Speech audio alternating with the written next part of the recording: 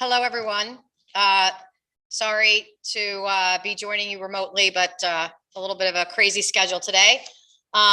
So we're going to start by introducing ourselves, everyone in the room, and then Sandy and Carm, I hate to put you on the spot, but it may be a little less awkward. Carm, if you kind of run the agenda. I know it got sent to both of us, and hoping that might just ease things instead of having to come back and forth to the Zoom. Anything for you, Mayor. Thanks. All right, I'll start the introductions. Great. Why don't we just start with introductions then, as the mayor sort of queued it up for us. Carm Bazil from CDTC. Mike Valentine, Saratoga County, representing Tom Warner. Steve Feeney, representing Anthony Brzezinski, Schenectady County. Phil Barrett, Saratoga County Board of Supervisors. Mike Butler, City of Mechanicsville. Chris Wallen, representing Mayor Gary McCarthy, City of Schenectady. Rory Flumen, Schenectady County Manager. Mark Castiglione, representing the Regional Planning Commission. Linda Vonderheide, representing Steve McLaughlin, Mercer County Executive. Connor Haskin, representing Phil Calderon Airport, Albany International Airport. Patrick Jordan, Port of Albany. Sandy Miswitz, Capital Transportation Committee. Patrick Barnes, New York State DOT. Skip over. Chris Bauer, CDTC staff. Good afternoon, Andrew Tracy, CDTC staff. That's bonus CDTC staff. Teresa Oldstyle, CDTC staff. What's big side there? So me? Yep. I'm just Raymond Tylicki, public. Okay. Jacob Beeman, CDTC. Patrick Curran, Albany County Executive's Office. Bob Rice, New York DOT. Corinne Miller, New York State DOT. Great, and just participating online, I'll just read through. We have Stephen Maples from CDTC staff, Caitlin O'Brien, Charles Petroselli, City of Waterville, Kathleen Bell from the EPA, Mayor Kathy Chan from the City of Albany, Merton Simpson. I'm not sure your affiliation, Merton. The county legislature. Thank you. I'm sorry, it just started bouncing around. Phil Serafino, Thruway Authority, Rebecca Odell from CDTC staff, and Mayor Ron Kim from the City of Saratoga Springs.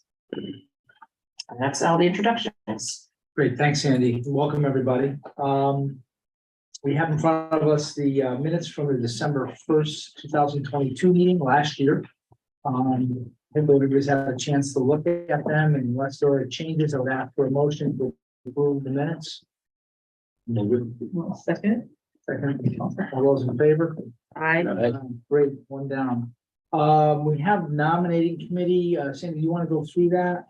Sure. So every year, we hold a nominating subcommittee meeting to identify and recommend or appoint officers for the policy board, the chair, the vice chair, and secretary, as well as our at-large town and village members for both the policy board and the planning committee. This year, the nominating committee met, and I'm happy to report that Mayor Kathy Sheehan, Carm Bazil, and Pat Barnes have all agreed and are willing to serve again as our chair, vice chair, and secretary respectively, I should say. The nominees for the policy board, town or village representatives, as a reminder, we have two members who are the lead voting members, and then two alternates who back them up. Supervisor Mark Hammond from the town of Malta and Supervisor Jamie Puccioni from the town of Niskayuna will be serving as members, and the alternates are nominated George McHugh, Supervisor of the town of Clemens, and Mayor Scott Rice from the village of Scotticoke. And then for our planning committee, we have Laura Robertson, the town planner for the town of Niskayuna, nominated to represent the town and villages on the planning committee, followed by a number of representatives who will serve as alternates to her, including Rob Leslie from the town of Bethlehem, John Scavo from the town of Clifton Park, Don Sapos from the town of Guilderland, Jamie O'Neill from the town of Malta, Liz Cormos from the village of Boston Spa, Peter Comenzo from the town of Rotterdam, and Anna Fadlam from the town of East Greenbush. And a late add is Tim Lane. He will be representing the village of Menands. So with that, if there's no other questions or comments, we can take an action to approve these individuals to serve on the planning committees and the policy board. Could I get a motion to approve the slate? I'll make the motion to approve. Thank you. Second, Second. Lori. Any questions, any comments? I think it's pretty broad geographic coverage. I have a question. Can the public put a name in to be nominated for this policy board meeting? Or is it just public officials who are elected? So the members of the policy board are elected and appointed officials. The nominations, if you want to nominate an elected official for the board, we can talk about that after the meeting. Anything else? We have a motion second. All those in favor? Aye. Unanimous. Thank you. Privilege of the floor is next. Anyone wish to be heard? Yes, we have two speakers today. We'll start with Pat Karen. Yeah, am I? You are also on. You'll be second. Okay, thank you. Sure. So I just stopped in to discuss the multimodal corridor study approved by the UPWP.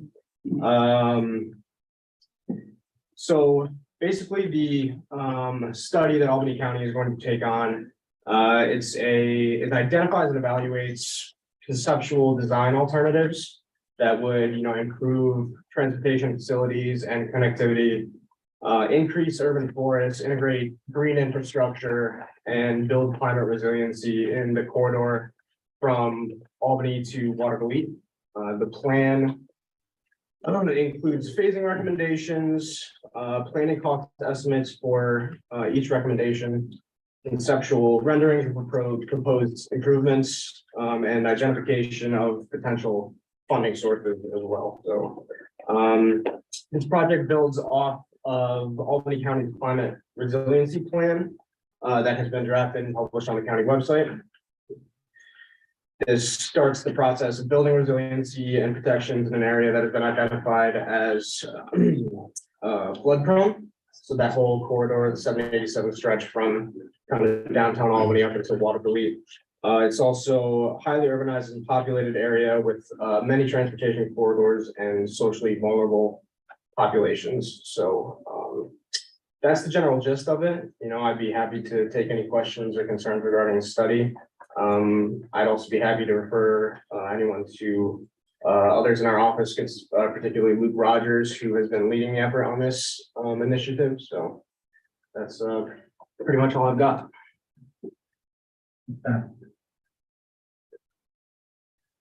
The second speaker today is Ray Tylicki. Ray, you have 5 minutes. Yes. Hi, my name is Raymond Tylicki. I'm a resident of Delmar, Bethlehem area. My concern here is the bus shelters on the 905 or the red line. When this was built, this was supposed to be an alternative to light rail. Unfortunately, has not proved that at all. The buses have sped up, but there's not really any advantage to over driving. My concern here that I'm bringing to the attention here is the bus shelters, half the bus shelters are not lit. They're falling apart. There was supposed to be a contractor. I just learned between now and that there's supposed to be a contractor who's supposed to fix these bus shelters. I'm simply asking that we spent close to $100 million on this busway. We should have dedicated lanes from one end to the other for true bus rapid transit. And that the bus shelters, I've witnessed at least 3 crimes, including myself being held up at knife point recently. The CDTA drivers are loath to even call the police. There is no transit police in your city, unlike a couple of other cities where you used to have a transit police detail. I am asking that the lights be turned back on, and that the lights, the contractor had promised that we have light and heat and way to charge our phones, but they're dark shelters, both the local shelters and the express bus shelters that should have lighting for safety and security. Thank you very much. The second one I wanted to bring to your attention is on short notice, Trailways Bus, which is a large local employer, which also gets state subsidies for some of its routes, is now basically homeless. That is a shame that we have to dump people basically on a wet parking lot in the basically the Bowery district of Albany. I'm asking this board to consider a couple of alternatives. The CDTA Amtrak train station was built with busways. Bus bays that have not been used. The second alternative I'm proposing is that the concourse in the state capitol is also a warm and dry place where large intercity buses have turned around and come in. We don't need to spend $80 million on a new bus station as of yet, which could be years away. A lot of people take the bus as an alternative and more integration, like other cities where you have the bus. I know California, for instance, their bus system, their intercity bus system and their Amtrak system kind of work in a cohesive way to get together. So co-ticketing and all that sort of stuff. So I would like someone to start working on that as a temporary solution between now and it could be 10 years from now by the time that we get a new bus station and a safe and secure place for people to go. Thank you. Thank you. Sandy, is that it? That is all the speakers that registered. Great. Now we have a presentation, CDTC transportation planning activities. Correct. So the Unified Planning Work Program that we have been working on diligently over the last almost 6 months now is wrapping up. Today we're going to walk through what the document says and remind everybody what the purpose of the document is. And let me just shrink this for the people here in the room. But as a reminder, as a metropolitan planning organization, we have 3 primary documents that we create. One is the long-range metropolitan transportation plan. That's what we usually refer to as our new visions plan. We also create a capital program of projects that's called the Transportation Improvement Program. We just went through a major update of that for the 2022-2027 federal fiscal years. And the third piece is the Unified Planning Work Program, which essentially is an annual document that we develop that describes all of our planning activities and project budgets for planning work over the state fiscal year that begins April 1st.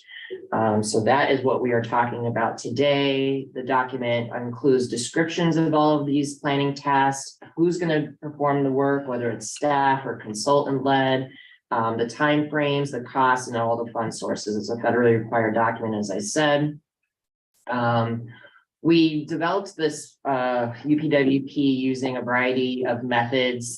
We solicited for planning projects from local governments. We respected and considered the federally required planning initiatives in the bipartisan infrastructure law. We looked at our long-range plan and incorporated initiatives that were identified as priorities within that document. We also included other projects that we use non-federal fund sources or other local fund sources for. We're not required to report them in this document, but we include them because they're part of the budget.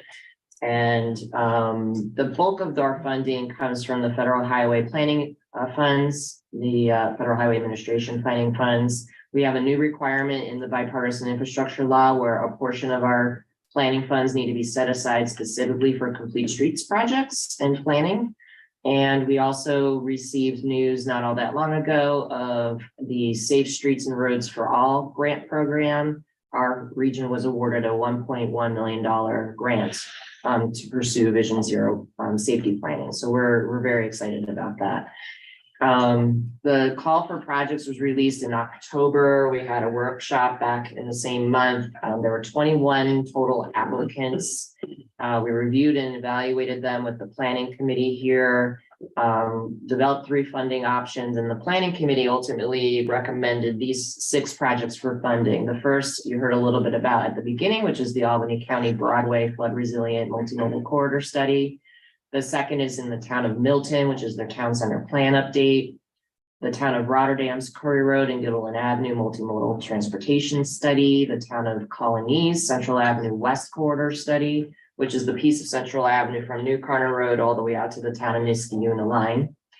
The Village of Castleton on Hudson is looking at a complete streets and connections plan in the village and to Skodak Island. And then the Village of Voorheesville is looking at a community-wide complete streets feasibility study. In addition to those 6, what I'll call consultant-led linkage program studies, we're going to work with the town of Bethlehem to develop some guidance on how to implement the 25-mile-per-hour speed limit on local roads, and some of the technical work that needs to go on behind the scenes to change those speed limits. We're also funding for bike skills training applications for a total of 8 bike skill training events, all of which are for children in the region. It's a great opportunity to provide some safety education. So as I mentioned about our Vision Zero safety planning effort through the Safe Streets and Grants, Safe Streets and Roads for All grant, we have a number of local partners who are contributing toward this, but this is a project that's really going to benefit the region as a whole. And we're very excited about the possibilities of advancing some Vision Zero safety planning thought and developing implementable projects and programs to help improve safety on the region's transportation system. When I met with many of the local elected officials, safety always seemed to be a topic that rose to the top of what they were hearing from their constituents and what the public was experiencing. So this is an exciting opportunity for us. I do not expect you to be able to see this or read it, but this slide just simply summarizes all of the different tasks that are in our budget. But just to give you a few highlights, one of the things we'll be embarking on, we've talked about it previously, is an update of our metropolitan transportation plan. And update's really not the right word. We're gonna build a new plan. We're not going to use the terminology new visions any longer. We're gonna rebrand it. We want buy-in from this generation of local elected officials and planners. We've been using new visions term since the 90s. So it really is time for a new vision. So we'll be rebranding the long-range plan moving forward. We're also supporting planning and environmental linkage study work, most of which is being led by DOT at this point for 787 and also for the New York 378 bridge. I know Schenectady County will be embarking on a Pell study around the community college, or what's now SUNY Schenectady. So we'll be providing technical assistance on those projects. We're going to continue to implement our current crop of linkage program planning studies in local governments, the Route 4 corridor in East North Greenbush, the Hoosick Road corridor in the town of Brunswick. We just started the Sand Creek Road study here in Colony, and the Albany and Crane Street study is ongoing in the city of Schenectady. We talked about these 4 new ones that we'll begin work on this year. Following today's meeting with approval of the policy board, we'll be sending a notification letter, and later in the month of March, we'll be sending along some program guidance about how these projects will work in terms of the consultant administration and some memorandum of understanding material to be worked out with the local governments. In addition, we talked about the town of Bethlehem. We'll be continuing to examine our transportation improvement program. We have a TIP task force that is currently working on assessing our evaluation criteria and how we can streamline, improve, modernize, make the whole process more transparent and more efficient for everyone involved.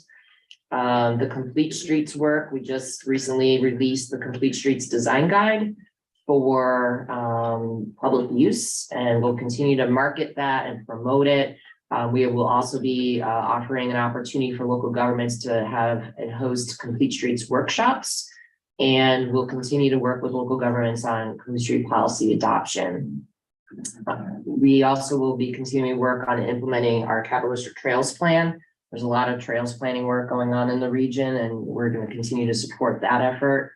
And we'll be coordinating with CDTA on a number of initiatives this year, including their study on expanding the bus rapid transit system, doing some route planning and system expansion work, as well as the update of their transit development plan.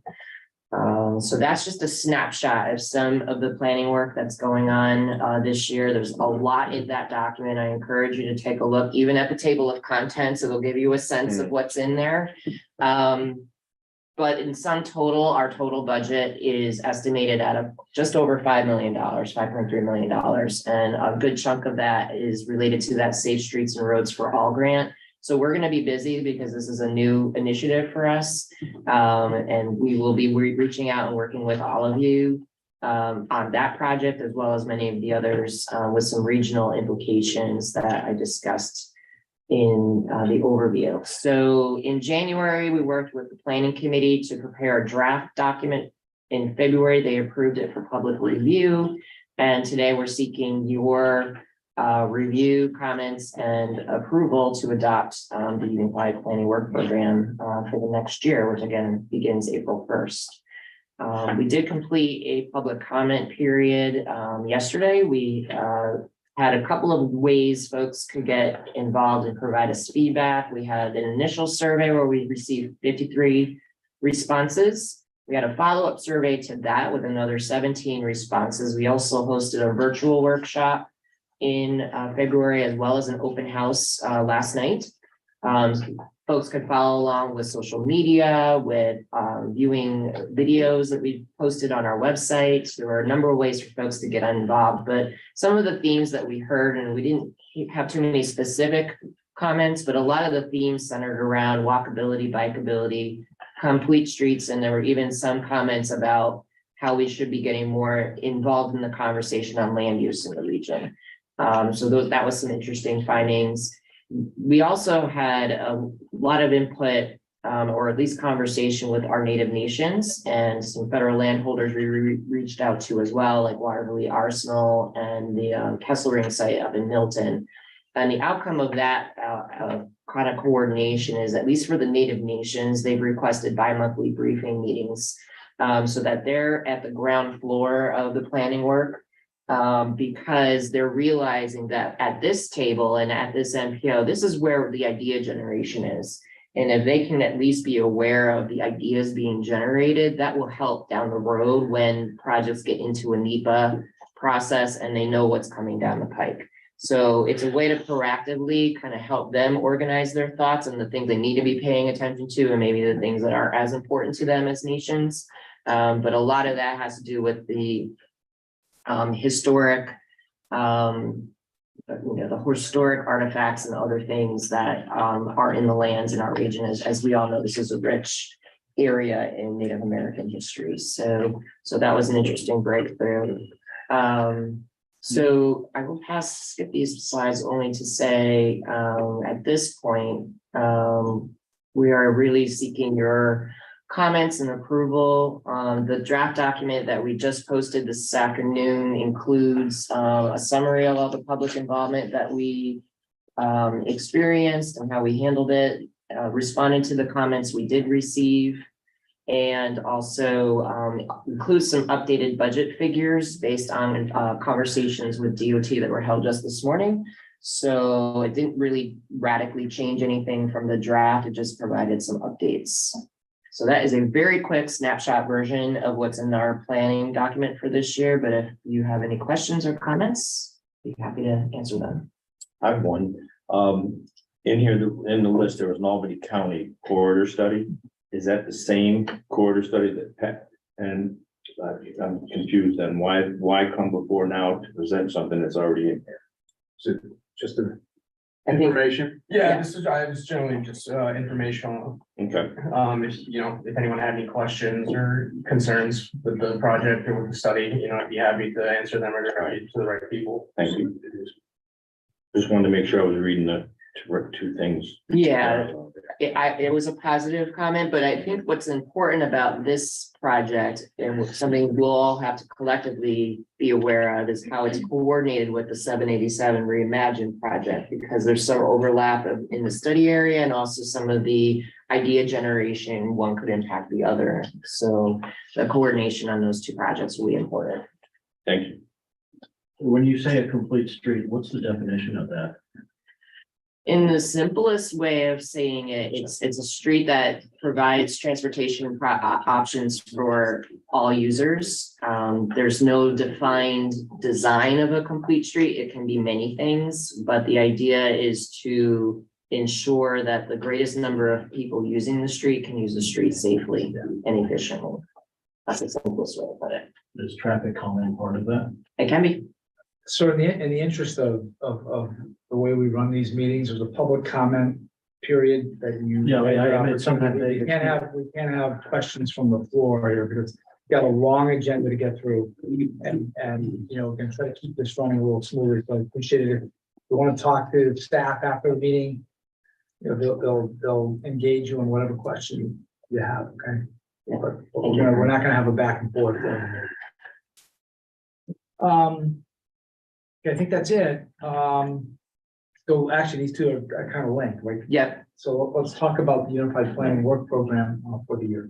Yep, so that basically is a summary of it. The document is available, like I said, on our website. And there's a resolution just approving, having you folks as the policy board approve it.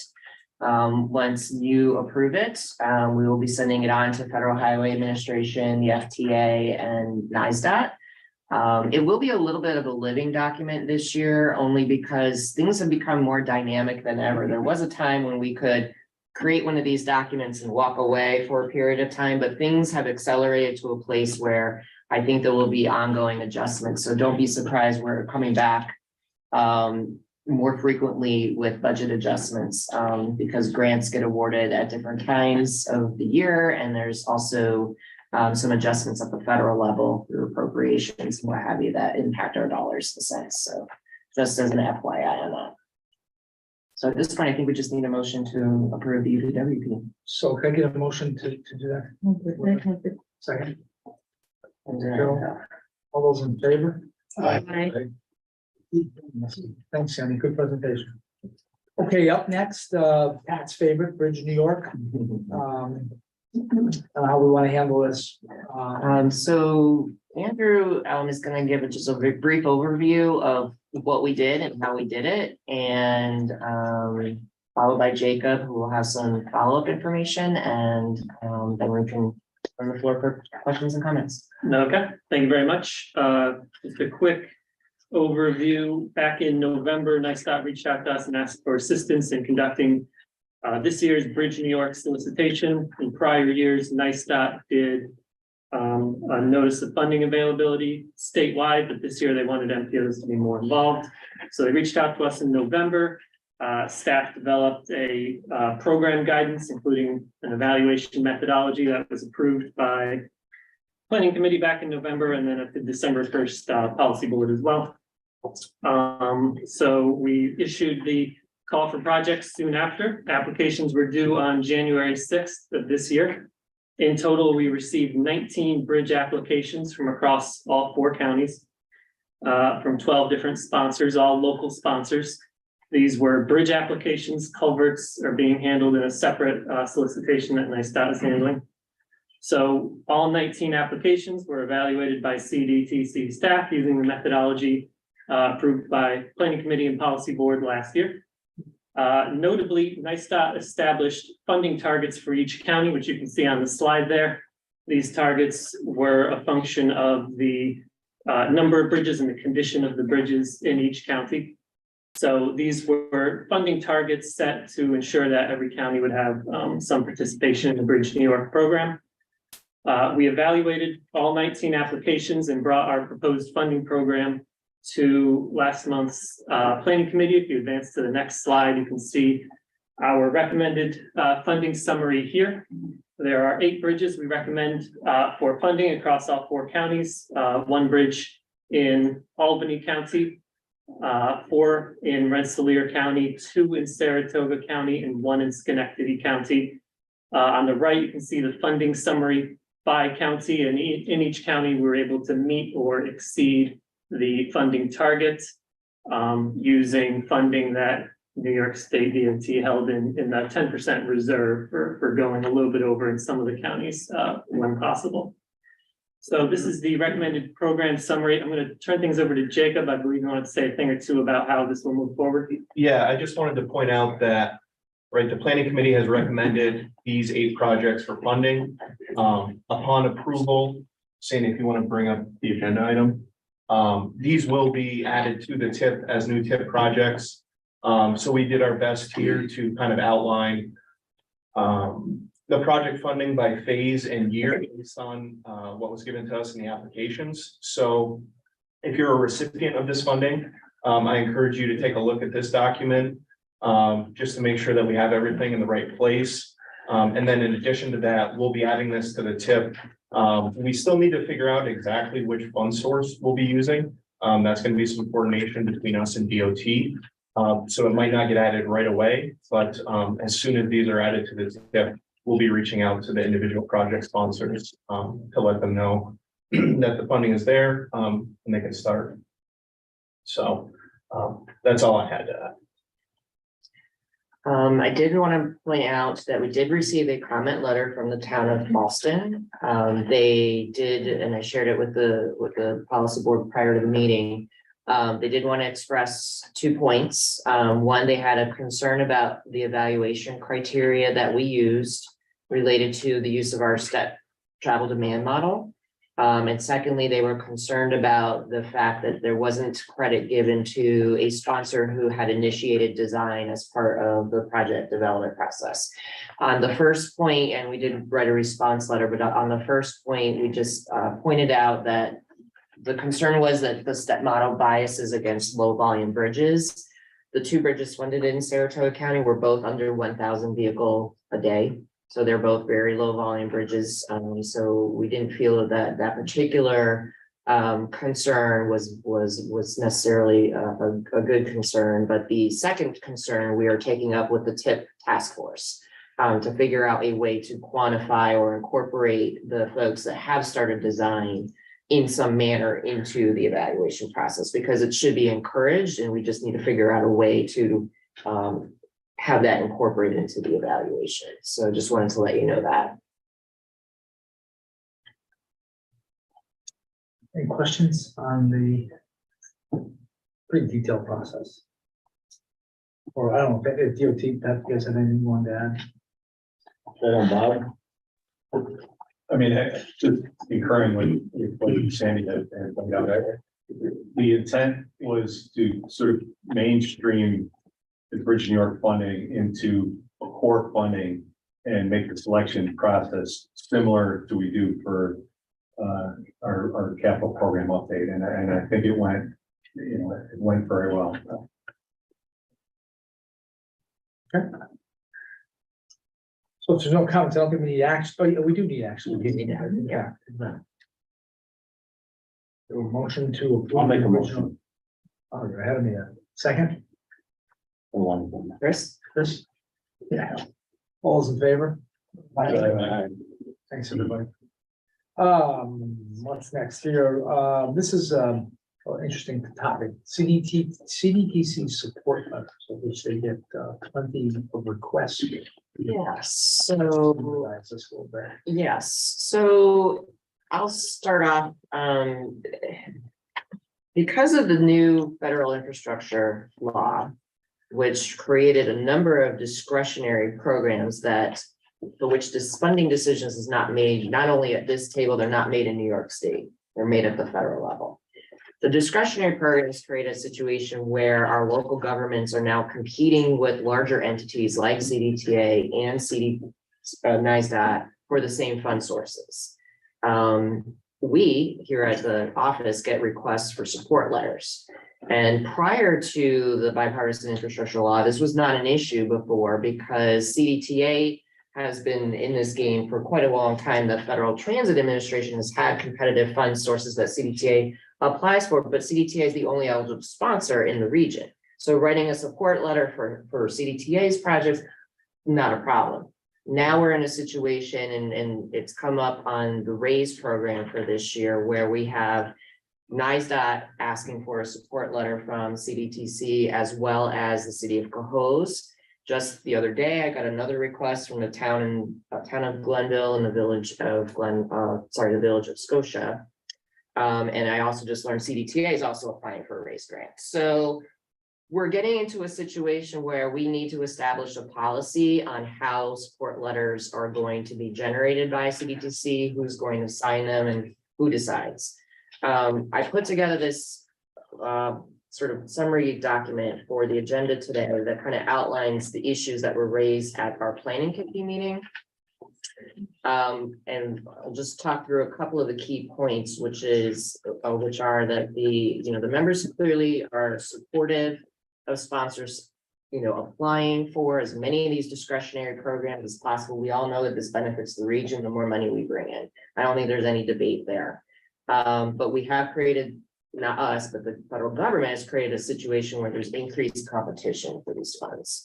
The deadlines for these grant programs don't often coincide with meetings like this. So when we get a request for a letter, if I'm not authorized to be the signatory and we have to wait for a policy board meeting, that creates a time delay that may or may not fit in with some of these timelines on some of these grant programs. As I said, we don't have a documented policy on this now. We also may run into a situation where folks and potential sponsors that are not actively involved in CDTC, particularly our smaller communities, may not think of CDTC as somebody to reach out to for a support letter, and may miss out on an opportunity because the appearance to the federal level is that the CDTC doesn't support that.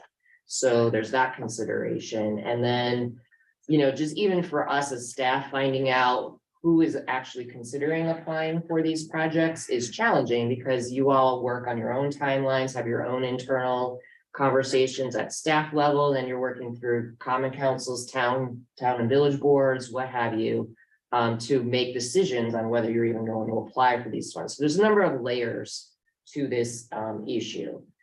The planning committee specifically created a motion and passed and suggested and wanted to bring this to the policy board, suggesting that support letters, should they be requested of CDTC specifically for these federal discretionary programs, that the authority be delegated to CDTC's executive director to prepare and sign the support letters, as long as we believe that the project meets the grant requirements. And we can come up with a format to do that. We also discussed this per our procedures. We always discuss the policy board agenda at our administrative and finance subcommittee, which handles a lot of our HR issues and sort of policies for how we operate as an organization. And they further discussed this issue and suggested and kind of concurred with the planning committee, adding that, a standardized support letter be developed by us as staff. And again, as long as the project is consistent with the region's priorities and our planning priorities, that I would have the authorization as the executive director to write and approve those letters. So that is essentially what the recommendation for your consideration, discussion, and approval is today, which is what is your comfort level with that being delegated to me as the executive director? We would just have a sort of generic form letter, if you will, for any of these grant requests. And then we wouldn't be beholden to bringing them here or having to deal with time requirements. It's really your comfort level with that. But what we would do at staff level is when we get these requests, as I just did, I would just let the boards know, planning committee and policy board, who asked for them and what letters we sent. So everybody's aware of who's in the running for these federal funds. It's different. This is new. I think everybody's learning as we go. It's created definitely an awkward situation where we have the Department of Transportation in particular competing for federal funds at a federal level above all of our heads with no idea of how decision making is being made and competing against local governments. So Yeah, the fellow executive director that writes support letters, I make the motion to approve the policy. Can we get a second, then we can open up for discussion? I'll second it. Second, okay, have some discussion. Anybody have any? I think as long as whoever's requesting is consistent with the plans, or no vision or whatever else it can be called, it's like, I think that's the big thing, is consistency with CDTC's plans. What if the situation arises, Sandy, that you are asked to sign a letter of support from CDTC from a sponsor who may be competing with CDTC for that same funding source? yeah, and I think in that scenario, we wouldn't even going forward. I think the way I would approach it is we wouldn't even apply for some of those funds without this body's of support. And that, I think, one of the things that we learned from the Safe Streets and Roads for All grant program. We were viewing it through the lens of, hey, this would be great supplemental funding for our work plan to do some safety data analysis, not realizing how it was being handled around the region. So we were asked to combine them all into one. And when you look at competition, I feel that it's a volume game. So the more, applications that we would generate from this region, the more competitive our region collectively is. And the fairest and easiest scenario is just to give everyone a support letter, unless it doesn't pass the sniff test, which Sandy will apply. Does the support letter then become meaningless if there are volumes of them? I used to review grant applications and I used to read support letters, and it's more important who is writing the support letter. So you have that check in the box. So I still think it's going to be important for the feds to see that. I just know whether through here or AGFTC that I've gone through so many different ones. And everybody has the same letter from the same person, and then after a while, it becomes a tedious exercise. And you may get to the 5th or 6th. Yeah, but Mike, there are some grants, as I think Mark is into, there's some grants, you don't have all those boxes checked and you don't have Oh, a yeah, support right, letter. and we've talked about that before. Yeah. Points against, or you don't get points. To Mark's point, does it carry any more weight as the reader to have the mayor or whoever is the head of The chair. our group to be signing it rather than you after your approval? That's a hard question to answer. I think that the chair of the policy board is typically considered the sort of authority of the NPO. We work for you, right? Unless authority is delegated to staff. So I think what this proposal is trying to say is the chair and other members would like to delegate that to the staff. I think the concern, and Mayor Sheehan, if you would like to weigh in from your perspective. It would still, I'm just envisioning everything still being. in your Sorry. alley. Sorry, I'm like not able to operate Zoom after 3 years of operating Zoom. I just wanted to give you the opportunity to weigh in on that comment. Yeah, I mean, I think that, because I'm the chief elected, we also are going to be competing for these funds. And so, it's, if the city of Albany were to put in a grant, a funding proposal, and you would have the town of Colony, going after that same funding pot, and the CDTC letter is signed by me. I think that could be problematic, which is why I was a little more comfortable with, as we talked about this, coming up with a form letter that says this proposal is consistent with our, with our planning, and have it signed by the executive director, so that it didn't, I just think even for the scorers, it might be confusing to have it signed by me. But, we're in this policy group together, so I am willing to consider signing them if that's the will of the group. We'll add one other point to the discussion. I did talk to our partner at New York City's MPO, being the largest MPO, who has some heavy hitters on their policy board.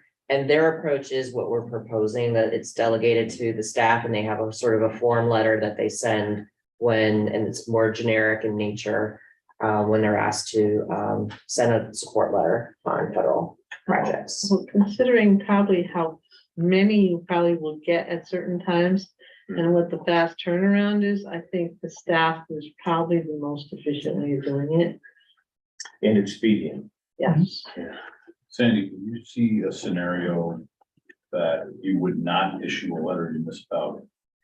I think I would bring any project that really comes out of sort of left field and I'm going to use a very extreme example. What if somebody proposed a brand new highway in County X?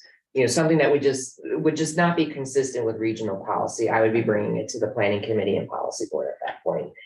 More likely, most of these projects, if not all of them, are things we're going to be at least familiar with to some degree. They won't be coming out of left field, but you never know. Andy, would there be an ability for that municipality to contest the decision to not support? And how would that happen? Well, there's always the option at both of the planning committee and policy board tables to vote no. I mean, or you even have a conversation. You know, I would hope we could work through that before we would get to that point. So just the appeal process would then be protracted though? Okay, For the policy, they're delegating you the authority to write the letters at your discretion. Correct. But I think we're all saying this, you know, we're saying that the project is consistent with vision and policies of CDTC, so save the borderline crazy thing that Sandy just brought up, I can't envision a letter not being written. It would have to be a really bad project. Something that's just totally out of left field. Well, I can recall a situation in my line of work down in the Hudson Valley, asked for a support letter. These people wanted to build giant gnomes all across the landscape. You said no. Really? That's Hudson Valley. National Heritage Area, very scenic place, and I was like, no. This does not fit with what we want to see. We would get a letter like we got today from the village saying, why didn't you go X, Y, and Z? Right, so pending, you know, a proposal to build gnomes, you know, in Glenville or Clifton Park. But the letter would be essentially like you're saying, a canned generic letter. We would not have, you know, like if a project was at a CDTC linkage study and met all these and, you know, it would rank, we're not gonna rank, we're just gonna give, it's just a letter to check a box. And then if it doesn't meet, which could be very, very sporadic and never happen, then we'll just won't bring it here and we'll let the planning and policy go. Okay, did we arm wrestle this one or not? Yeah. Okay, I don't even know if we're looking for a vote, I'm just gonna, Yeah. We do. yeah, don't put it in writing. The lawyer will tell you that. I'll make a motion to have the executive director. Second, all those in favor? Uh, Anybody opposed? Hearing none, unanimous, great. Thank All you. right, now we're really gonna switch here. All right. CDTC's new name. Get ready. Oh, I A know. little excitement here, a little You know, marketing, a little branding. We are trying. I mean, it's really challenging, as you folks know, to come up with things that are interesting and exciting, particularly when you're talking about a name. We've been CDTC since its inception. Well, we started as the Capital District Transportation Study in the mid-1960s. Became CDTC, Capital District Transportation Committee, probably in the early 70s, and have been CDTC ever since. You know, one of the things, as many of you know, I was a staff member here for 23 years before taking over as executive director, and I did not realize until I became executive director how many times when I met with officials in the region at the first time meeting them, they would say, so how's Carm doing? Because they thought I was working at CDTA. Okay. So that, along with some actual administrative problems, because our billings often get confused, and there's a number of reasons why a name change is needed. What we've settled on, I think, and our proposed name would be the Capital Region Transportation Council. It was interesting, our admin and finance committee, when we were discussing this last week, said, no acronyms. Don't go to the acronym, because our instincts in this field is everything's an acronym. So you'll see the CRTC in there, but we will not use that publicly. Publicly, we'll be referring to ourselves as the Transportation Council. And that's how we will market ourselves. You know, amongst colleagues and peers, you know, inevitably the acronyms will come, but publicly, we're gonna be known as the Transportation Council. Is there another one anywhere in the 50 states? There is one other Capital Region Transportation Council, but it's in a small part of the country that, you know, frankly, to get them confused, probably We're won't. gonna have, it's like Idaho or something like that. Yeah. There's variations on this out there, but this one, probably suits us best. It also aligns us with other MPOs in the state. Many of them are transportation councils.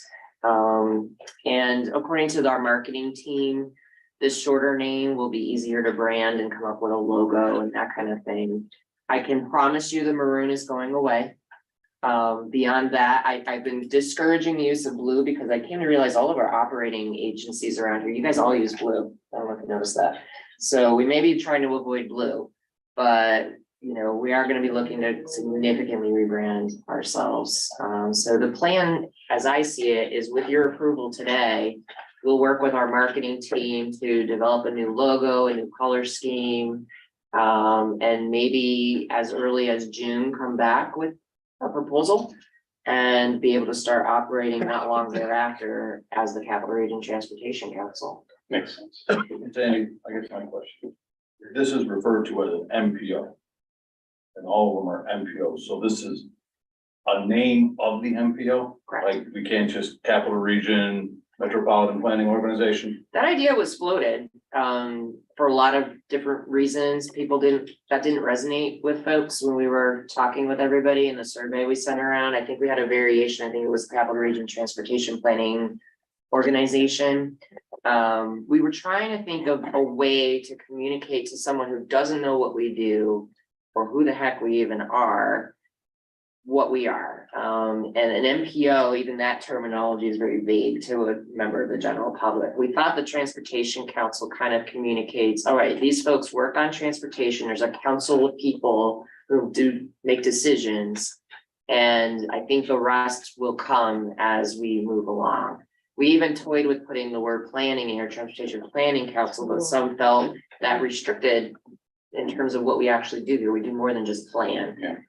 So we thought this was a good, it's not the most exciting name. I wish we had, something snazzier, but. I can tell you that a lot of people that work for that, Yep. nobody goes by that. We don't even call it ABTC. Yeah. Everybody knows this as a Port of Albany. And when somebody writes that, they call us and say, well, hold on, what's the commission do? And what's the district? Yeah. Nope, Port of Albany, and there's your brand and. Yeah. Are you the council, or we're the policy board of the council, or are you the council? You all are the council, but you are the policy board, yeah. But the MPO is the council. Because I would just think like city council is the elected officials of that. If this is the policy board, if that's the council. Correct. But if it's the name and we're trying to refer to you as in you and the staff, then you and the staff aren't the council. Or the council staff, or I don't know, I don't probably get in the minutia of it, but Yeah. if I were to come here, I'm not meeting with the council. The council is this. The council meets once every. Right, you're the 3 board months. for the council. The board. Yeah. The I board guess for the- let's put some color and some snazz into it. Everybody will like it, but unless there's serious disagreement with. I'll make a motion council. to approve the new name. I actually worked with Sandy for 10 years before I was. Now she can work from here. Listen, we sign all their paychecks, we have their bank accounts, no one wants to know all that. We have a second, all those in favor? Aye. CRTC or the website Capital Region Transportation Council of New York.com. Whoa, we're working on it, but there will be a new website. I'm so used to saying. Anybody opposed? No, great, unanimously adopted. Okay, great. Urban area boundary, this could be almost as exciting as that. No, this is gonna be very quick. I just wanted to let me get to the right place. I apologize. I did just want to share with you folks the census data that was released for the 2020 census in our region. When you look at our metropolitan planning area, which remember, we represent Albany, Rensselaer, most of Saratoga County and Schenectady County. Our population increased by 1.8% as a region, which is good. The Albany Schenectady urban area, which is where the bulk of our funding is sort of the formula funds go to, actually declined by the tiniest little bit. We'll call it flat. It remained flat, but it reduced by 0.3%. Saratoga Springs urban area increased by 15%. So as for those of us who live here, we know that's where the growth really is occurring right now, is in Saratoga County based on this data. What this data isn't showing you, though, is the New York City metropolitan area grew by 1 million people. Our funding is tied to population. So the more sections of the state grow, the less we will have available here. We don't know the impact yet of all of this on our funding moving forward. It could be very minor. It could be a little more significant. We don't know yet. But it probably will have some impact on our funding for both the TIP and for our planning work. It remains to be seen. The other implication of the 2020 census data, I apologize, I'm trying to see if I can look at this thing. Go up there. New York. Whatever, the census was done in April and some people left that. There it goes. Beginning of COVID, yeah. The map on the right shows the 2020 urban area populations. The Saratoga Springs area is represented here in the green, and the Albany Schenectady area is sort of represented in the maroon outline. What you're seeing on the other side is the old 2010 urban area boundary in the solid color. So because there were changes in the definition of urban, there were population changes, you can see that there's some slight variations between the urbanized area for the region. What does that mean to you? It may impact the classification of a roadway. So where right now a roadway might be classified as an urban arterial, it might now be a rural arterial. That has implications on funding, right? So these are the things that you should be paying attention to over this next year or two. We'll be working with DOT and the Federal Highway Administration to smooth out these boundaries, to reassign functional classification to roadways that are on this edge line. And it may impact either positively or negatively the types of funding that your roadways are going to be eligible for. Teresa will be taking the lead on that exercise for us here at CDTC. So it'll be a lot of work. I have a feeling. Will you point out any changes? Well, yeah, I mean, we'll definitely point out any changes, but as you can see, even here in Saratoga County, change in definition of the urbanized area, we're adding urban area over here.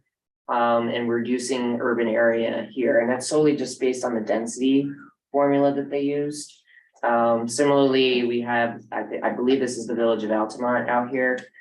It was considered urban in the old methodology. It's no longer considered urban. But you can, like you said, you can smooth things out, you can We can change smooth things. things out. So after that exercise, if there's something that, boy, this road used to be this, you should know it's gonna be that. Yep. I mean, is that something you're gonna? Yeah, oh yeah, Share with the we're gonna members. publicly vet all of this, absolutely. This would be the third census that I've done this. They change it a little time, every time a little bit to get interesting, but for, as far as the adjusting or smoothing the boundary, that doesn't affect the population and the funding numbers, but it does affect the roadway classification. So we'll try to bring everything. The goal will be to try to keep everything to not change functional class, but there will be some instances where things will change. I call this film at 11. Right? We have Work needs to be done. 1 year to submit, no less than 1 year, by 12/28/23 to submit the adjusted urban area boundary. And then it's another 2 years to get all the functional class changes in. So it's a multi-year process. By that time, we'll almost be ready for the next. How many people around the table just said I'm gonna be retired? I heard a couple over here. All right, I think that we covered urban area boundaries, film at 11. Film at 11. And don't hold your breath. Environmental justice, Title VI. Yes, so this is just more of an FYI for you folks. Because again, the 2020 census data was released, we updated our environmental justice and Title VI data analysis document. you can take a look at it online, but we did do, as part of that update, an inventory, if you will, of our board and committee membership demographics. And what we learned from that exercise from those who responded, and obviously not everyone did respond. Most of our members are, not surprisingly, white only. Our equity advisory committee had the most diversity of those that responded. We do have some policy board members who identify with 2 or more races. But the point of this slide is simply to say that as we work on equity and providing access to this body and other committees that CDTC has, even our advisory committees, we still have some work to do to make sure we have broad representation based on the demographics of the region. The other thing I wanted to point out, this is the map on the left-hand side is our old environmental justice map that we use in project evaluations. And the one on the right is the new one based on the new data set.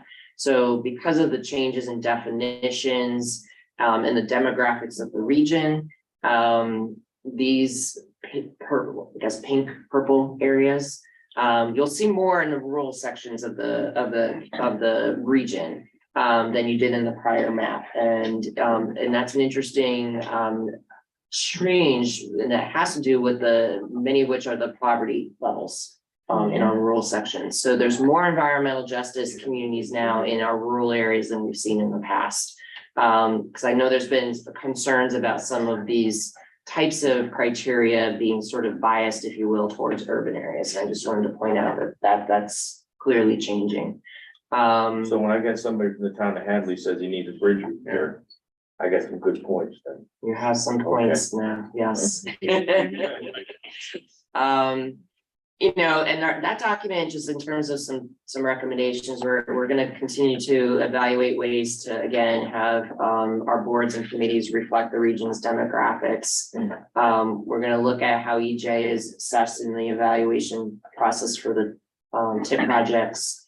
We're going to look at notifying sponsors of potentially negative project impacts and assist municipalities when those cases arise. Our current TIP assessment, we didn't have any projects that negatively impact environmental justice areas. There were a lot of projects that were neutral, meaning no significant impact one way or the other. But we had a lot that were positive. So, you know, overall, the assessment was positive, and we'll continue to update this as new data becomes available. So I just wanted to share that with the group. Are there cancer cluster maps?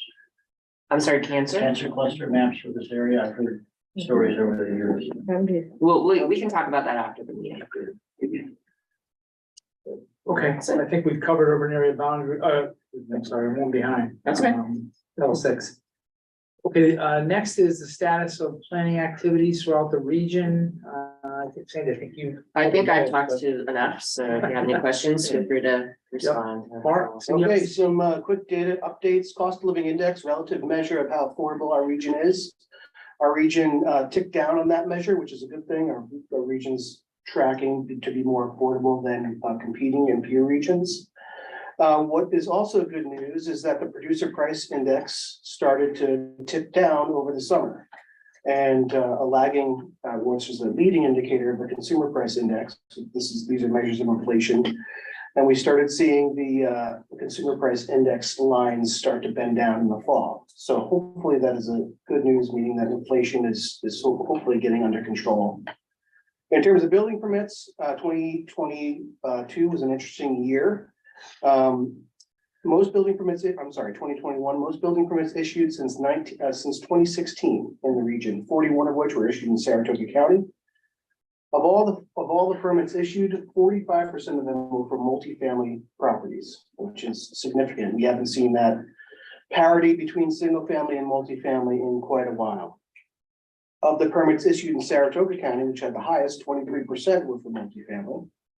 Second to Saratoga, Albany County issued 34% of all permits, of which 62% were for multifamily housing. Of all the municipalities throughout the region, the city of Albany, congratulations, issued the most permits, totaling 428, of which 420 were for multifamily properties. The town of Boston was third in the most permits issued, and 63% of the permits they issued were for multifamily housing. So we'll continue to track this trend to see if it continues. Certainly makes sense in the cities, but we need to be mindful of where multifamily is happening. We're monitoring and managing the transportation network. We'll be launching a spring webinar series in the middle of March. So planning and zoning board member credits will be available for viewing those webinars. And while it has nothing to do with this board, we are starting a $28 million construction project at the juvenile secure detention facility. Hopefully we'll be cutting down some trees next week and get them all down before the Eastern long-eared bat deadline, April 1st. Pat Jordan knows all. I had that problem last year. Thanks, Mike. That's your part-time job, right? Part-time, yeah. For CTA, just a couple things. I think you know that we expanded our service area west to include Montgomery County, City of Amsterdam, started in August, and we're very close.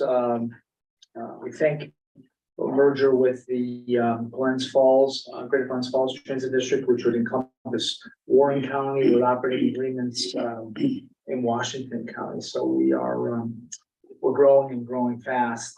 I think that's a good thing.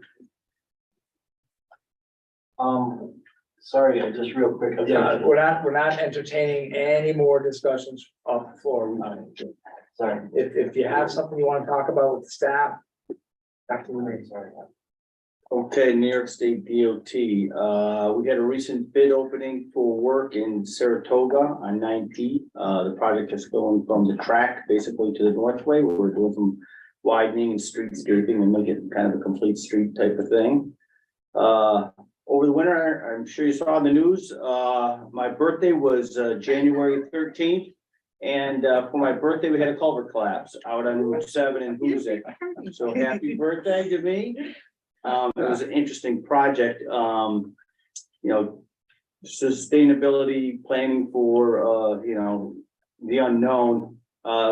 Recently, the department bought these culverts are called super boxes. We have them prefabricated, staged strategically. And I was the lucky winner of being able to install our first set. So that was successful. And we'll replace those and put them back in the inventory.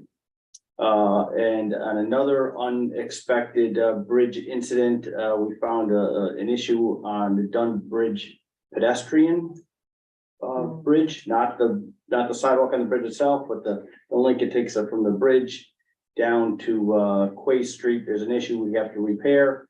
So we had to close it temporarily while we figured out what was going on, what repair is going to be. So our partners at CDTA stepped up and helped enhance service to get the pedestrians and bicyclists across the bridge while we are currently installing a detour. So we'll be able to open that back up to pedestrians hopefully tomorrow afternoon while we get ready for the permanent repair.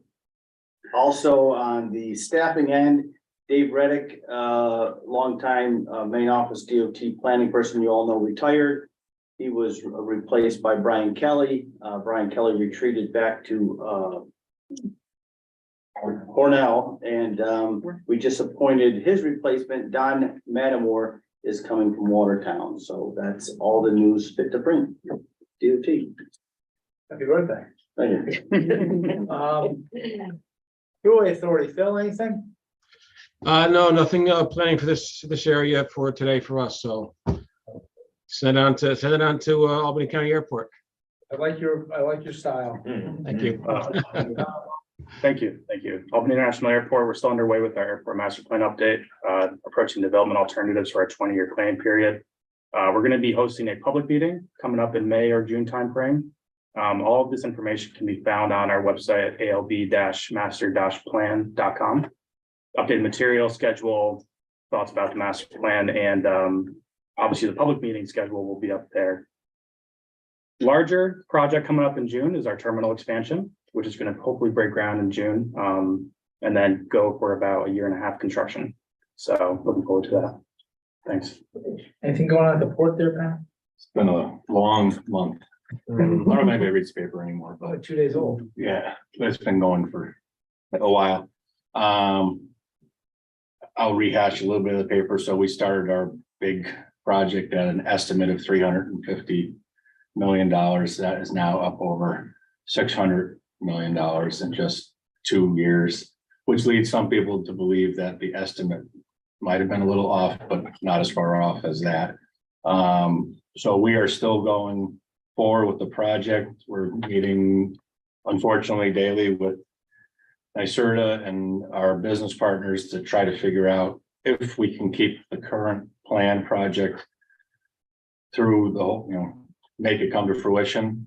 If not, we're going to keep going with making a shovel ready, actually beyond shovel ready, it would be basically building ready site that can accommodate another offshore wind development partner, which are really knocking on the door every couple months to see if the site could come available, because nobody has 80 acres on the Hudson River between us and New York City. So disappointed on how it's going. We just, you can't make up how much steel costs or how much it costs. We like to say it's nobody's fault, and we'll probably take it on the chin as we are right now. That's just kind of how business goes. But we're gonna hopefully make lemonade at the end of the process. So otherwise, we've got a lot of buildings still going on. We've got a terminal complete rehab going on, street infrastructure rehab that's going on. Hopefully both planned for this summer, so that if you drove through the port now, you wouldn't want to drive through the port. And hopefully by next year, you'll come in and say, boy, this looks like the airport. I could come and drive here all the time. So hopefully those prices stay where they are. I don't want to ask you guys how much asphalt's going for right now, but if those prices stay, then those projects go forward along with a few others, and we'll keep going. So thanks. Okay, that's it. I think it's anything off the floor, regional planning, right? Regional planning, anything that we need to know? Can I ask a quick question? And I want to ask me, or it's kind of a few. I get constant questions, mostly from people in my own car, but people that I work with. All the stuff that's going on Route 4 in Rensselaer County. So we've got a bridge, which looks like it's 378 right now, really Route 4. And then you've got stuff in East Greenbush, North Greenbush. Who's the top, who's in charge of planning for everything that's going on? Because when you're in Sandy Misowitz. Because when you're in East Greenbush, you've got 4 lanes. Yeah. And I want to drop my kids off at school in North Greenbush, and kids are like, who planned this? I'm like, I know a few people. And then you go the other side, and it makes a little more sense. You go 3 more blocks, it doesn't make any sense. Is there anybody that's A piecemeal, it's been piecemeal Right. widening. It used to be just 2 lanes and that was it. And it's just been piecemeal widened here and there and whatever. It's the classic example, and Chris was talking about this at our planning committee meeting where, you might be able to do a small section of roadway Right, because you got exactly. development going in, Right. or you get a grant for a certain amount of money, and we're actually working, Chris has just left the building, but, we have a planning study going on right now on Route 4 to look at, operational improvements and other things. So it does unfortunately, end up being piecemeal sometimes. And I wish it wasn't like that personally, but could that study through you almost force all of them, the state, the county, both 2 or 3 towns or cities to, if you don't work together, you're not doing the work for them, or you're not gonna push grants out for them. Is there any way to? well, it's not that black and white, but Yeah. we'll certainly, make sure that the coordination with the department and the county is there. We strive to do that on all of our planning work. On that note, Sorry, Carm. it's okay. I have one more, please. Sure. I keep this guy late for his haircut. I just the only reason is Tom Werner gave me a feed-in form about the conference at our last meeting and stuff. And I just wanted to report, people we were sort of sitting there saying, what's gonna happen after 2 years being absent when you have a large group gathering? And we had our best attendance. We had 600 plus registrants, 550 to 60 seated, 16 different sessions representation for 11 counties surrounding So going down to the Knox area, all the way up north towards, even somebody from Plattsburgh or referral up there, and then into Fulton County and beyond. So, as far as training, people are looking for that after they've had their time away from those large event gatherings. Excellent. Well, very successful. The pie was great. It always is, though, it always is. It's the important things to know. Anybody else want to upset Steve Feeney's hair? Hearing none, can I get a motion to adjourn? So moved. Second. All those in favor? Aye. Hey, Connor, I want to talk to you about your airport project.